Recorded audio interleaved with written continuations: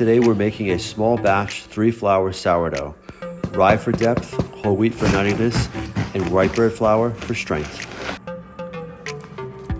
This formula makes one beautiful loaf, and it's a great balance between flavor and structure. Here's the formula: 200 grams white bread flour, 100 grams whole wheat, and 100 grams of rye. That's 400 grams total flour in the bowl. We'll also use 100 grams active starter at 100% hydration, 325 grams of water, and 11 grams of salt. In a bowl, combine all 3 flours with 325 grams of the water. Mix until no dry flour remains. It should look shaggy and slightly sticky. Let this rest for 30 to 45 minutes. This Autolyse hydrates the bran in the whole wheat and rye, which improves gluten development and makes shaping easier later.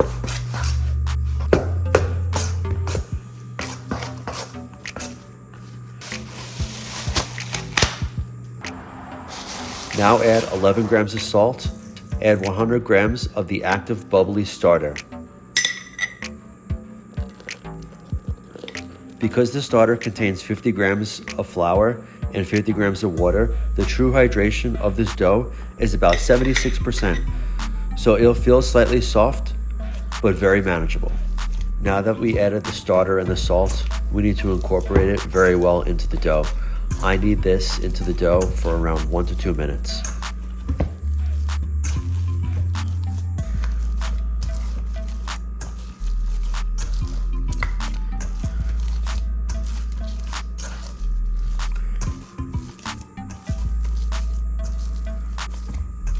Cover and let bulk ferment at room temperature, ideally 72 to 75 degrees, for the first 30 minutes.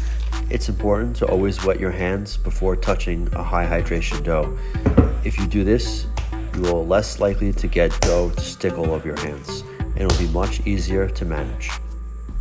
Then we're going to perform some slap and folds.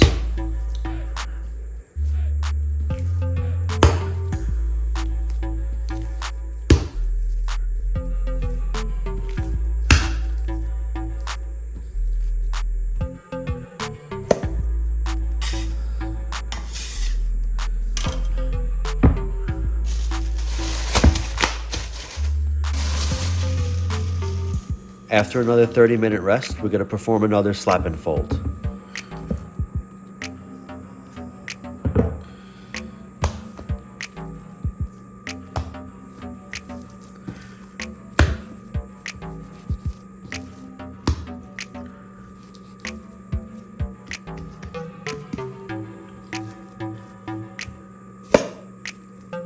Now we're going to let it rest for another 30 minutes, and when we come back, we're going to do our final stretch and fold. Here's how to do a stretch and fold. With slightly wet hands, grab one side of the dough. Lift it slowly until you feel resistance. Don't tear it.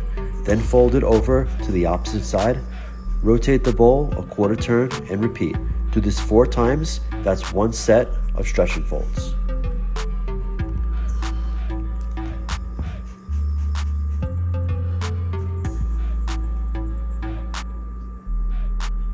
Okay, that was our final stretch and fold. Now I'm just going to give this a little bit of a pre-shape before I let it bulk ferment until it's domed and jiggly. This could take 5 hours, 6 hours, 8 hours, all depends on your room temperature. What you're looking for is a 50% in rise.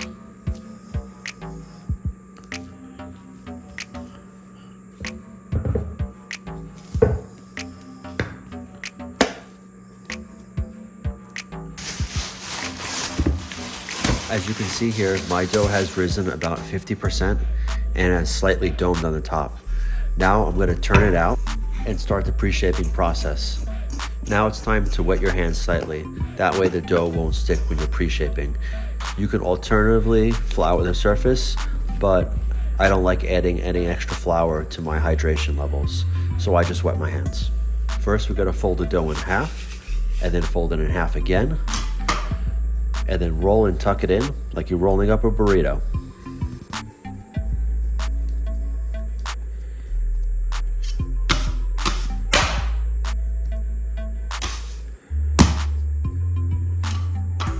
Now I'm gonna cup my hands around the dough and I'm gonna pull it and drag it along the countertop to create surface tension.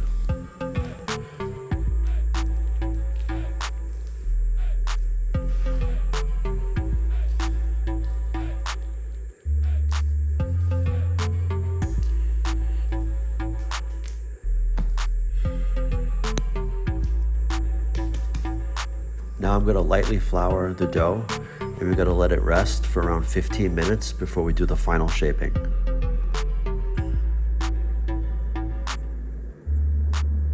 Now I'm gonna flip the dough over using my bench scraper and we're gonna perform some stitching.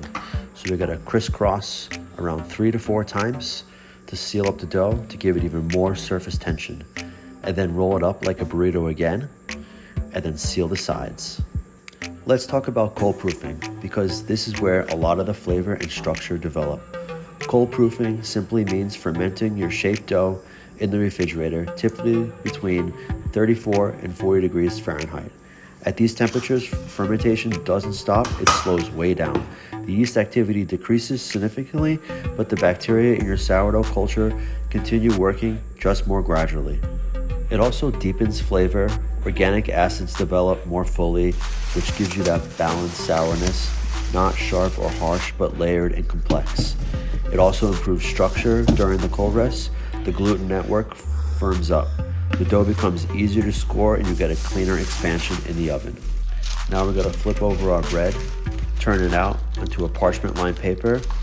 I'm gonna cook mine in the open bake method, which means I'm not covering it with a Dutch oven, and I'm gonna brush off any extra flour, that way it doesn't burn.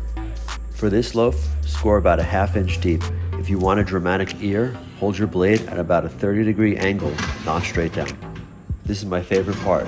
Now it's time for the bake. We're gonna bake it at 500 degrees for 40 minutes. As you can see, at the bottom of my oven, I have a casserole dish filled with boiling hot water.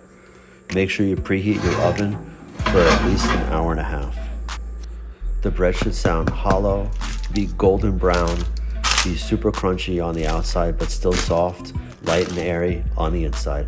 I hope you guys enjoyed this video, and I'll see you guys on the next one. Thanks for watching.